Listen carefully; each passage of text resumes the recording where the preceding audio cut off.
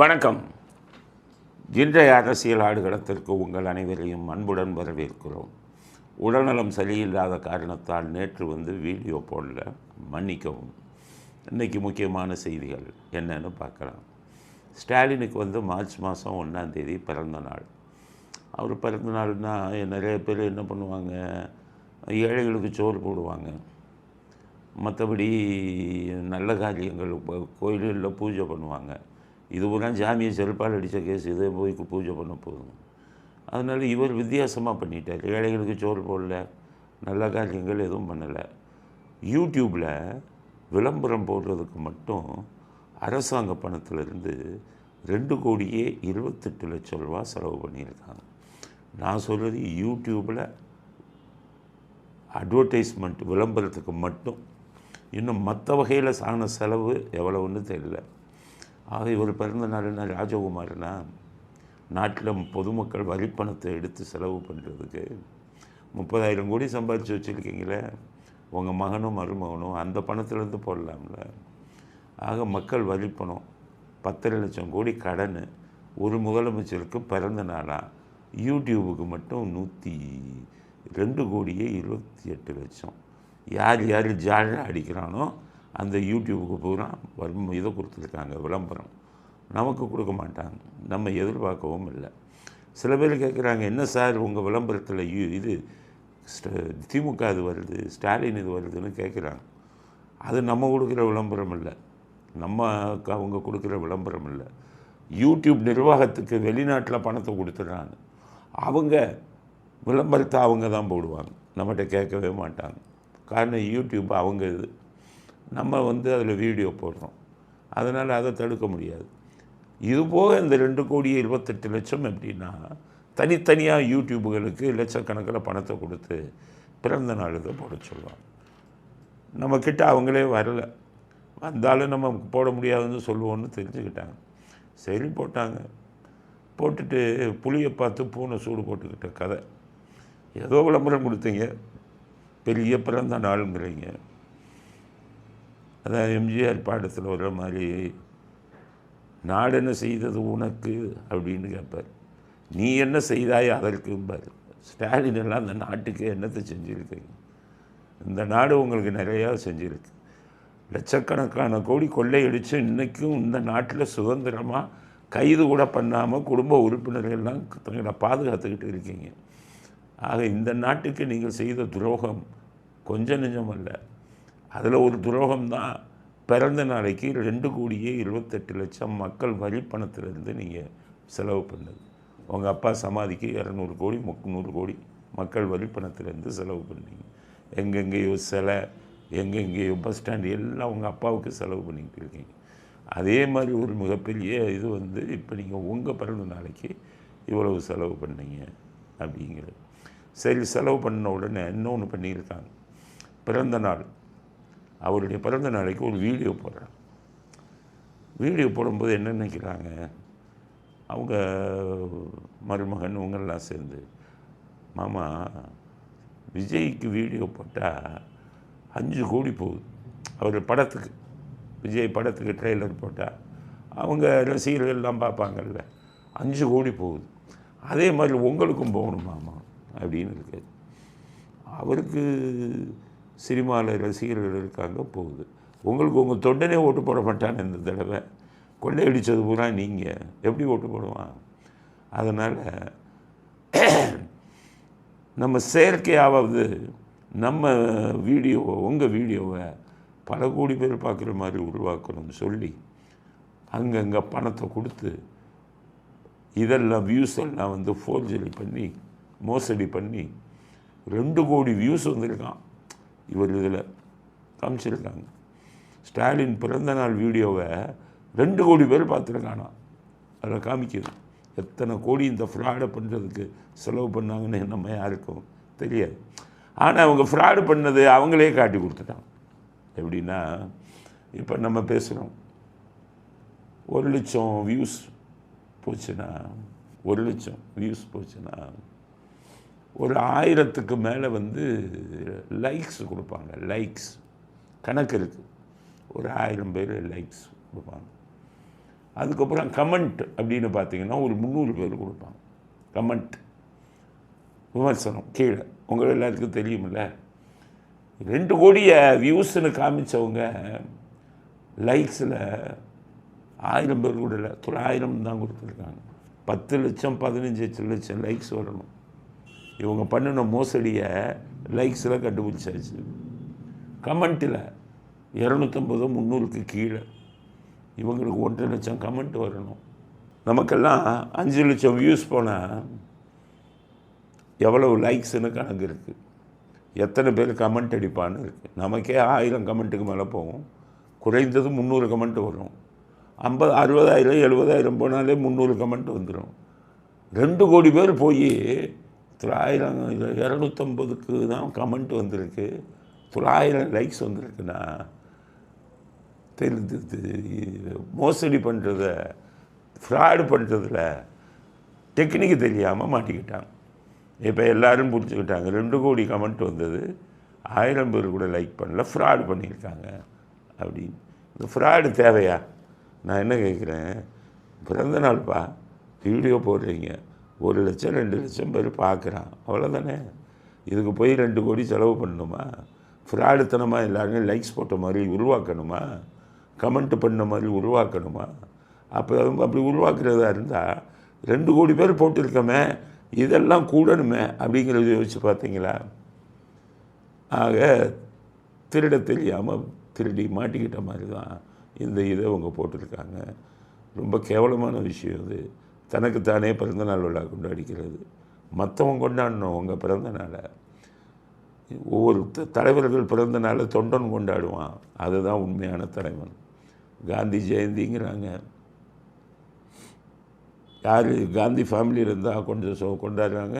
So இதை நேதாஜி பிறந்த நாளுங்கிறாங்க, India பூரா கொண்டாடுறாங்க.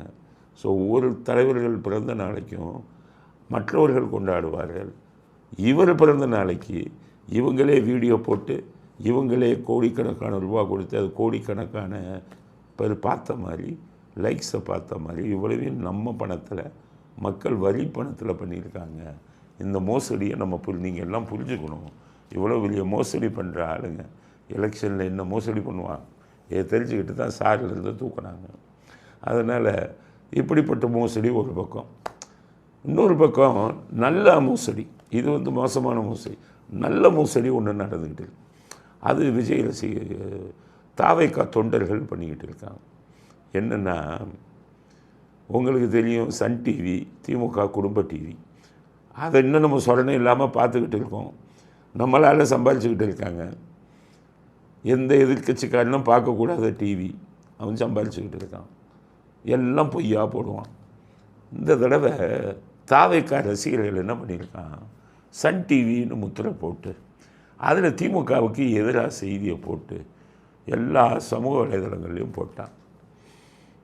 இவர்களை தாக்குறாங்க. திருமாவளவனை மேலே சன் நியூஸ், ஸ்டாலினை தாக்குறாங்க மேலே சன் நியூஸ். பார்த்தான் சன் டிவி, என்னடா நம்மளே போடல, சன் நியூஸ்னு போட்டதுன்னு சொல்லி இவங்களெல்லாம் தாக்கி வந்திருக்க அப்படின்னு சொல்லி ஒவ்வொருத்தங்களாக பார்க்குறாங்க.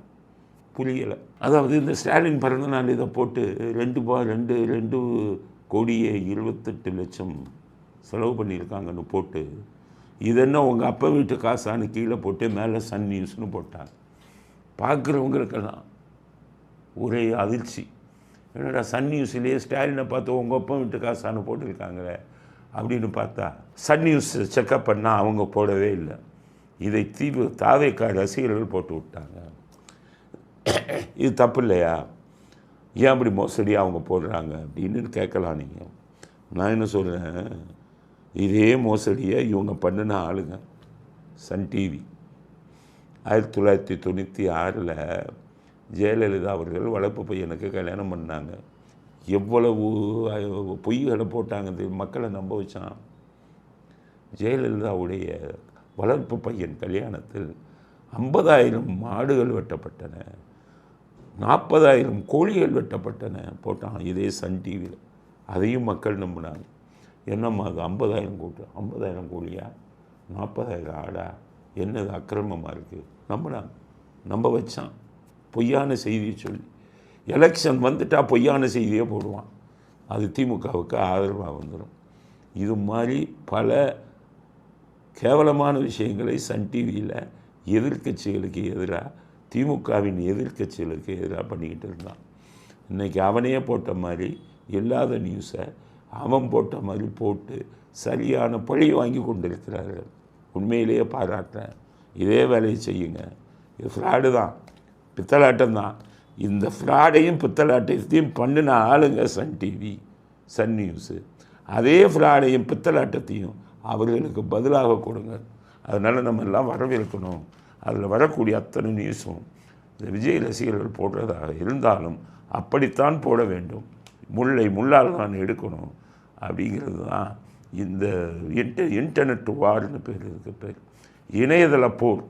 இணையதளத்தில் சரியான அடி கொடுத்து கொண்டிருக்கிறார்கள் அப்படிங்கிறது ஒரு நல்ல செய்தி அப்படிங்கிறது முதல் கட்ட கருத்து. அதுக்கடுத்தது அரசியல் கூட்டணி மிகப்பெரிய பிரச்சனையில் இருக்காங்க திமுக காங்கிரஸ். திமுக ஸ்டாலினுக்கு ரொம்ப கோபம்.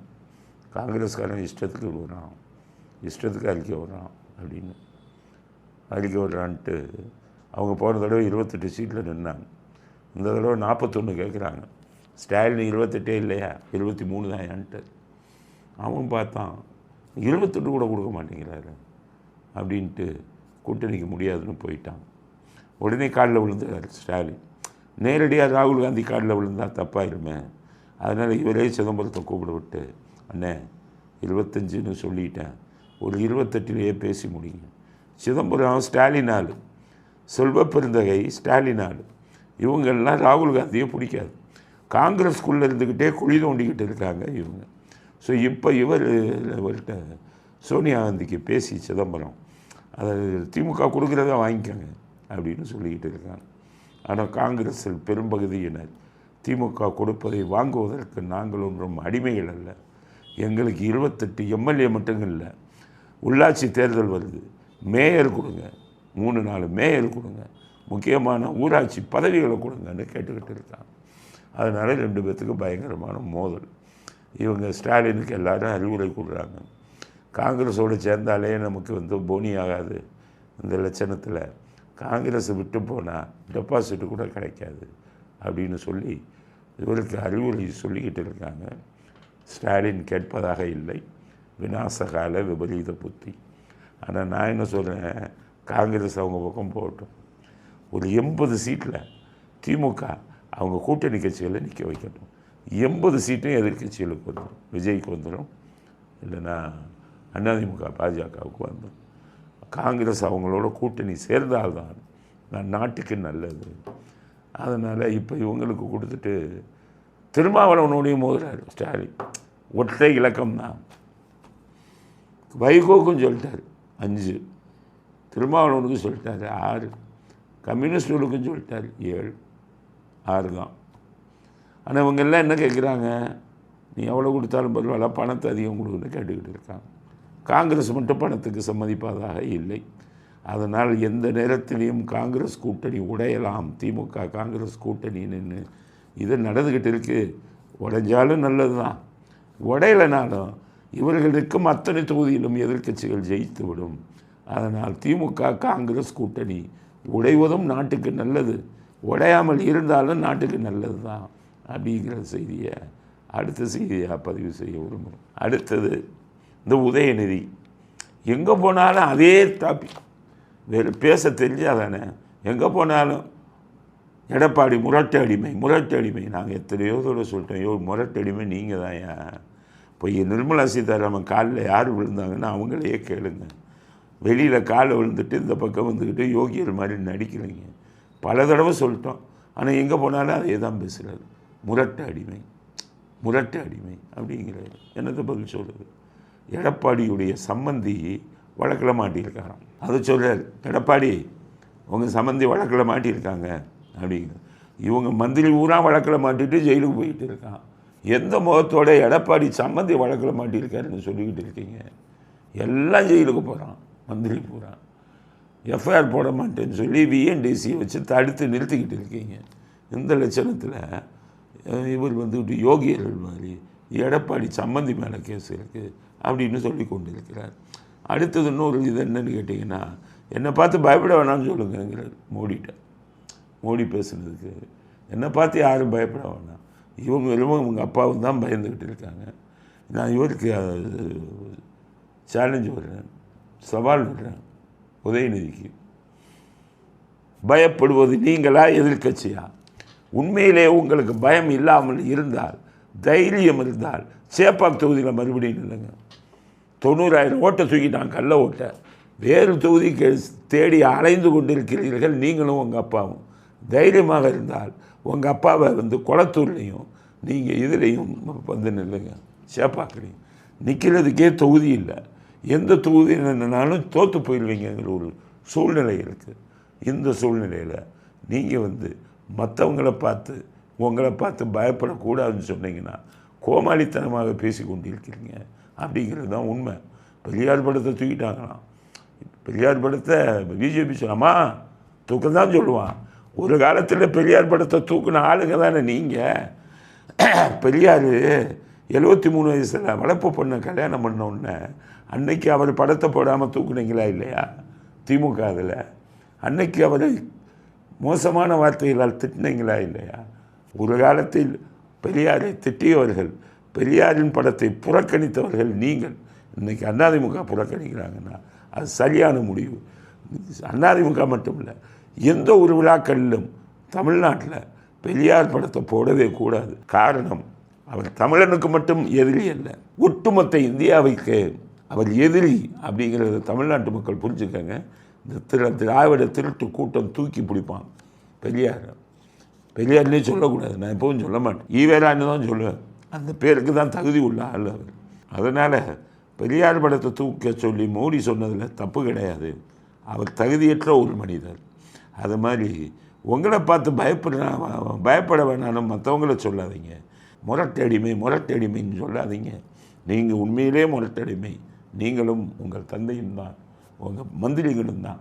எல்லாம் போய் இவங்ககிட்ட காலில் விழுகிறாங்க. எதுக்கு முரட்டடிமைன்னு சொல்கிறீங்களே உதயநிதி?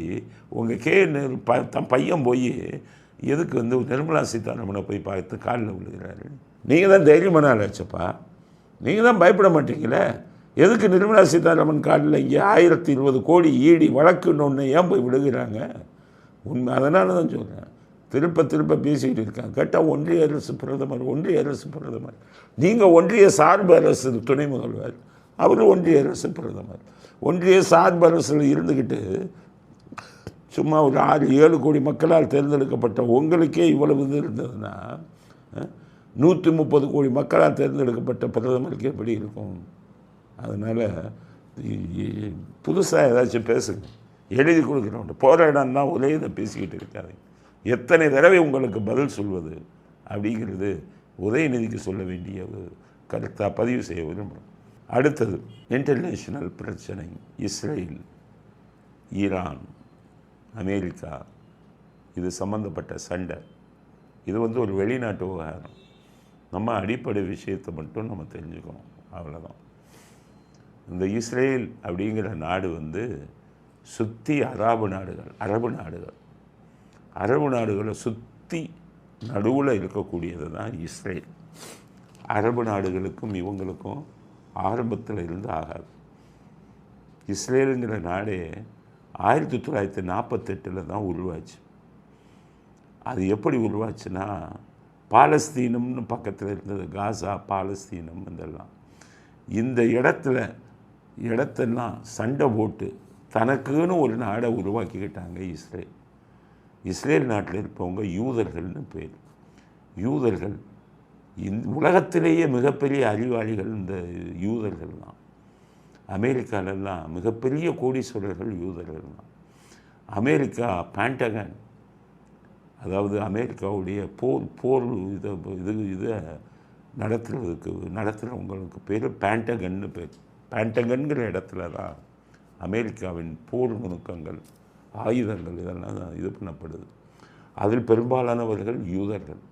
அவ்வளவு அறிவுள்ளவங்க. சொட்டு நீர் பாசனத்தெல்லாம் உலகத்துக்கு அறிமுகப்படுத்தினவங்க அவங்க தான். அங்கே மழையே பெய்யாது. அப்படி இருந்தும் இருக்கும் மழையை வைத்து சொட்டு நீர் பாசனம்னு அந்த தண்ணீரை வச்சு அவங்க வந்து அங்கே விவசாயங்கள்லாம் பண்ணுறாங்க. மேகத்திலிருந்து செயற்கையாக மழையை கொண்டு வரக்கூடிய விஷயங்கள் எல்லாம் அவங்க தான் பண்ணாங்க. அப்படிப்பட்ட நாட்டில், வறண்ட ஒரு நாட்டில் இருந்து கொண்டு இன்றைக்கி உலகம் முழுவதும் அவர்களுக்கு அவ்வளவு பேர். மொசாடுன்னு சொல்லக்கூடிய அவர்களுடைய இயக்கம் அது வந்து ஒரு ரகசியமான ஒற்றல் இயக்கம். உலகத்திலேயே மிகப்பெரிய ஒரு ஒற்றர்கள் இயக்கம் வந்து மொசாடு தான். மிகப்பெரிய ஆயுதங்கள் எல்லாம் அவங்க தான் பண்ணுவாங்க. பெரிய நாடுகளுக்கெல்லாம் அந்த ஆயுதங்களை கொடுப்பாங்க. இஸ்ரேலுடைய கண்ட்ரோலில் தான் அதை இயங்குது. ராஜீவ்காந்தி கொலை விஷயத்தில் கூட மொசாடுனுடைய கைவரிசை தான் அப்படிங்கிறது வந்து நிறைய சந்தேகங்கள் இருந்தது. அதனால தான் அமெரிக்காவுக்கு இது சம்பந்தம் இருக்கிறது அப்படிங்கிறதெல்லாம் ஒரு சந்தேகம் வந்தது. அதனால் அவ்வளவு பெரிய நுணுக்கத்தை தெரிஞ்சவங்க மொசாடில் தான் இப்போ வந்துக்கிட்டு உலகத்திலேயே மொபைல் ஃபோனெல்லாம் யாருக்குமே தெரியாமல் இது பண்ணக்கூடிய அந்த ஒரு சாஃப்ட்வேர் யுக்திகளெல்லாம் பல கோடி செலவில் மொசாடு தான் கண்டுபிடிச்சாங்க. அதனால் மிகப்பெரிய அறிவாளிகள். ஆனால் என்னென்னு கேட்டிங்கன்னா, அவங்க எப்போவுமே சண்டை போட்டுக்கிட்டு இருப்பாங்க. காரணம் அவர்களை சுற்றி அரபு நாடுகள் எல்லாம் இவர்களை எதிரிகளாக நினைப்பாங்க. 1968 அரபு நாடுகளின் பெரும்பாலானவர்கள் இஸ்ரேலோட மிகப்பெரிய போர், அதில் இஸ்ரேல் அவ்வளோ பேரையும் தோக்கடிச்சிட்டாங்க. இன்றைக்கும் பாலஸ்தீனை சேர்ந்தவர்கள் எல்லாம் அவர்களை எதிர்த்து போராடி கொண்டிருக்கிறார். இதில் ஈரான் இஸ்ரேலுக்கு என்ன பிரச்சனை அப்படின்னு பார்த்தீங்கன்னா, ஈரானில் எண்ணெய் வளம் அதிகம். அதனால் ஈரான் என்ன பண்ணுறாங்கன்னா, அணுகுண்டை தயாரிச்சிருவாங்க. பணம் அதிகம் இருக்குது. அணுகுண்டை தயாரிச்சிட்டா இஸ்ரேல் அழிஞ்சு போயிடும். அவர்களை அணுகுண்டு தயாரிக்க விடக்கூடாதுன்னு சொல்லி அடிக்கடி ஈரானை வந்து தாக்குறது வந்து இஸ்ரேல் தற்காப்புக்குன்னு சொல்லிக்கிறாங்க. ஆனால் அணுகுண்டு அவங்களை செய்ய விடாமல் பண்ணணும் அப்படி. இது அமெரிக்கா வந்து இஸ்ரேலுக்கு முழு சப்போர்ட். ஆரம்ப கட்டத்தில் இருந்து அவர்களும் ஈரானை அணுகுண்டு செய்யக்கூடாது அப்படிங்கிறதுக்கு அழுத்தம் கொடுக்குறாங்க. நீங்கள் நல்லா யோசிங்க, உலகத்திலேயே முத அணுகுண்டு செஞ்சவனே அமெரிக்காக்காரன் தான். ஹிரோஷிமாவில் 2வது உலகப் போரில் அணுகுண்டை போட்டு அந்த 2 இடங்களையும் அடித்தவன் வந்து அமெரிக்காக்காரன். அப்படிப்பட்ட அவன் மற்ற நாடுகள் அணுகுண்டு வைக்கக்கூடாதுன்னு சொல்லி இந்த மாதிரி பல இதுங்களை பண்ணிக்கிட்டு இருக்கான். இதில் அமெரிக்கா என்னென்னா, ஈரானை தாக்க முடியாது அமெரிக்காவில். ஏன்னா தூரம் அதிகம். அதனால தான் ராஜீவ்காந்தி கொல்லப்படுறதுக்கு முன்னாடி 90களில் அமெரிக்காவுக்கும் ஈரானுக்கும் தகராறு நடந்தது, சண்டை. அப்போ அமெரிக்கா அங்கே போய் தாக்கணும்னா பெட்ரோல் விமானத்துக்கு பத்தாது. அமெரிக்காவிலேருந்து போனால் பெட்ரோல் காலியாயிரும் ஈரான் போகிறதுக்குள்ளே. அதனால் இந்தியாவில் பெட்ரோல் போடணும்னு சொல்லி தான் கேட்டாங்க இந்த வார் பிளேன், போர் விமானங்கள். அப்போ சந்திரசேகருங்கிற ஒரு பிரதமராக இருந்தார். இவங்க வந்து ஆதரவு கொடுத்தாங்க ராஜீவ்காந்தி. அப்போ ராஜீவ்காந்தி என்ன சொன்னார், அமெரிக்காவுக்கு பெட்ரோல் போட அனுமதி கொடுக்காத, அவன் ஈரான் அடிக்க போகிறான் அப்படின்னு சொன்னான். அதனால் என்ன ஆச்சுன்னு கேட்டிங்கன்னா, ராஜீவ்காந்தி ஆதரவு இல்லைன்னா அரசாங்கம் கவிழ்ந்து விடும்.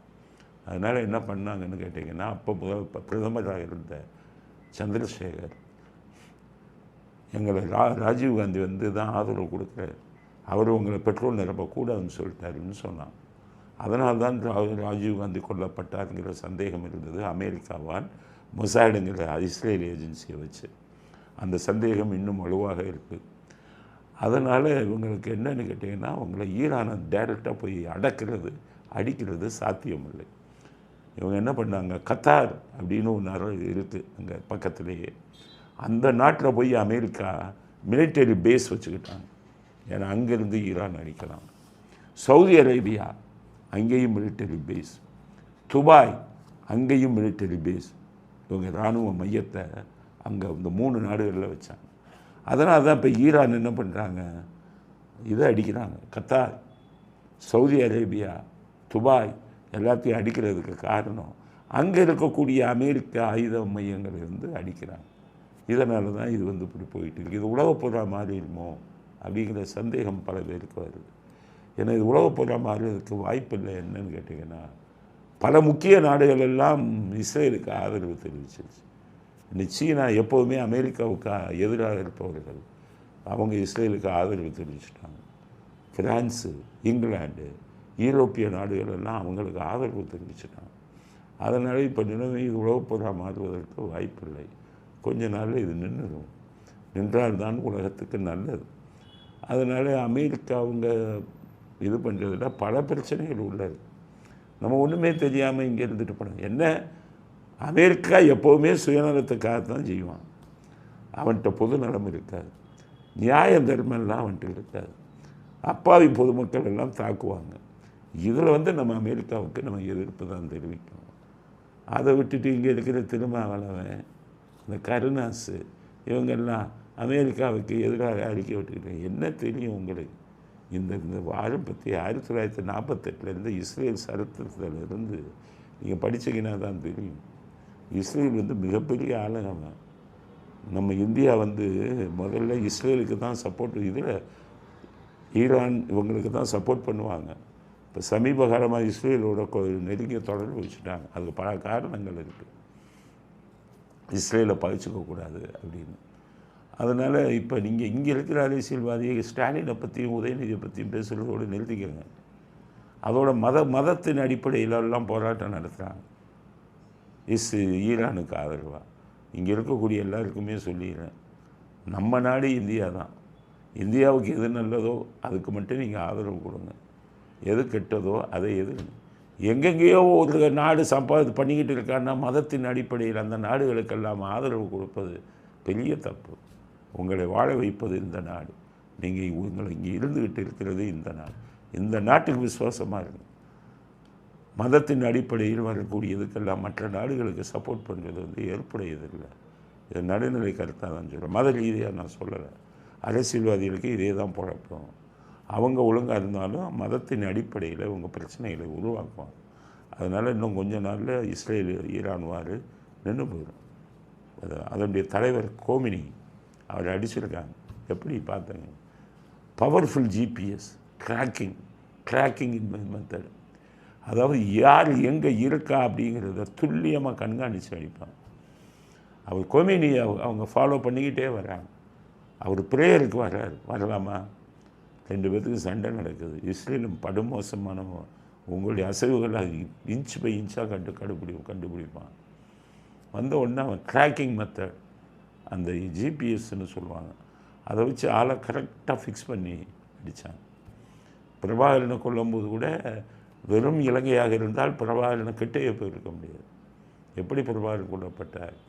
நம்ம சோனியா காந்தி, சைனா இவங்கெல்லாம் சேர்ந்து இலங்கைக்கு இந்த ஜிபிஎஸ் ட்ராக்கிங் மெத்தடை கொடுத்து பிரபாகரன் எங்கே இருக்காருங்கிறது துல்லியமாக கண்காணித்து அதை வச்சு சுற்றி வளைச்சி தான் அவரை கொண்டாங்க.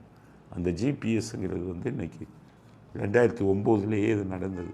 16 ஆண்டுகள் நடந்து முடிஞ்சிருச்சு. அவ்வளோ பவர்ஃபுல் சிஸ்டம் மொசாய்டு வச்சுருக்காங்க. இதெல்லாம் வச்சு தான் வாரில் இது பண்ணுறாங்க. இப்போ இந்தியா பாகிஸ்தான் நடந்ததை துல்லியமாக கண்காணித்து அடித்தாங்க. பார்த்தீங்கன்னா அந்தளவுக்கு விஞ்ஞானம் முன்னேறி. அதனால தான் இனிமேல் நடக்கக்கூடிய எல்லா போர்களும் விஞ்ஞானத்தின் அடிப்படையில் நடக்கும். அதனால் இந்த போர் சீக்கிரம் முடிந்துவிடும். இந்தியா இஸ்ரேலுக்கும் எதிர்ப்பால் சொல்லாமல் ஈரானுக்கும் எதிர்ப்பால். அது மாதிரி ஈரானில் அதிக பெட்ரோல் நம்ம தான் வாங்கணும். அதனால் 2 நாடுகளையும் பகைத்து கொள்ளாமல் நல்ல டிப்ளமேசியாக போகிறாங்க. இங்கே இருக்கிற அரசியல் அதெல்லாம் வாய மூடிட்டு வேலை இருப்பார். இங்கே இருக்கிற பொதுமக்கள் யாரும் மதத்தின் அடிப்படையில் யாருக்கும் ஆதரவோ எதிர்ப்போ தெரிவிக்காதீர்கள். இது ஒரு உலக பிரச்சனை. இதுக்கு பின்னால் எண்ணெய் அரசியல் இருக்குது, பெட்ரோல் அரசியல் இருக்குது, இது பல விஷயங்கள் பின்னாடி இருக்குது. அதெல்லாம் நமக்கு சம்மந்தம் இல்லாத விஷயம். அதனால் கூடிய சீக்கிரம் இந்த போர் முடிவுக்கு வந்துவிடும். போரில் நம்ம என்ன குரல் கொடுக்கலாம்னா, அப்பாவி மக்களை தாக்காதீர்கள், குழந்தைகள் பெரியவர்கள் இவங்களை தாக்காதீங்க, இராணுவ தளங்களை மட்டும் தாக்கிக் கொள்ளுங்கள். அது உங்களுக்குள் இருக்கும் பிரச்சனை. அதையும் சீக்கிரமாக முடிவுக்கு கொண்டு வருங்கள். இந்த போர் தொடர்ந்து நடந்தால் பெட்ரோல் விலை மறுபடியும் ஏறிடும், மற்ற பொருட்கள் விலை எல்லாம் ஏறிடும். அது உலக சந்தையை, உலக பொருளாதாரத்தை பாதிக்கும். உலக பொருளாதாரம் பாதிக்கப்பட்டால் அது இந்தியாவுக்கும் எல்லா நாடுகளுக்கும் அதில் பிரச்சனைகள் வரும், நம்ம நாட்டு மக்கள் உள்பட. அதனால் போரை எதிர்ப்போம். ஆனால் எந்த ஒரு நாட்டுக்கும் ஆதரவாகவோ எதிர்ப்பாகவோ பேச வேண்டாம். போரை எதிர்ப்போம். மக்களுடைய அப்பாவி மக்களை தாக்குதலை எதிர்ப்போம். அதை தவிர இதில் அரசியல் பேசுகிற அளவுக்கு நமக்கு தகுதி கிடையாது. இது பாருணும், இது இன்டர்நேஷ்னல் பாலிட்டிக்ஸ், சர்வதேச அரசியல். அது பின்னாடி பல நுணுக்கங்கள் ஒளிஞ்சிருக்கு அப்படிங்கிறத இந்த போர் சம்பந்தமாக நம்முடைய கருத்தாக பதிவு செய்ய விரும்புகிறோம். இத்துடன் இன்றைய அரசியல் ஆடுகளம் நிறைவு பெறுகிறது. மீண்டும் நாளை புதிய செய்திகளுடன் உங்களை சந்திக்குவோம். நன்றி, வணக்கம், ஜெயந்த்.